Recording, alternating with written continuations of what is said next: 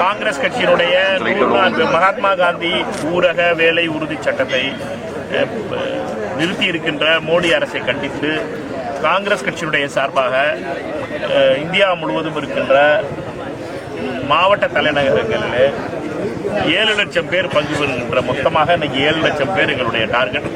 7 லட்சம் பேர் பங்கு பெறுகின்ற ஒரு உண்ணாவிரத போர் நடக்கிறது.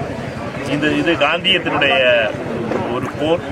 காந்திய கொள்கையிலே நம்பிக்கை வைத்திருக்கின்ற காங்கிரஸ்காரர்கள் அனைவரும் இன்று காந்தி சிலைக்கு முன்னாலே அமர்ந்து வேலை உரிமை சட்டத்தை எடுத்த மோடி அரசை கண்டித்து இந்த போர் நடக்கிறது. இந்த போரை பொறுத்தவரை எங்களை நாங்களே வளர்த்தி 7 லட்சம் பேர் இந்தியாவில் பங்கெடுக்கின்ற இந்த திட்டத்தில் இந்த போராட்டத்திலே விருதுநகர் ரயில்வே நிலையத்திற்கு முன்னாலே சட்டமன்ற உறுப்பினரும் அசோகண்ணாச்சி அவர்களும் மாவட்ட காங்கிரஸ் கட்சியுடைய தலைவர்கள் ஸ்ரீராஜா சுப்பர் அவர்களும் ரங்கசாமி அவர்களும் மற்றும் தோழர்களும் இதில் கலந்து கொண்டிருக்காங்க.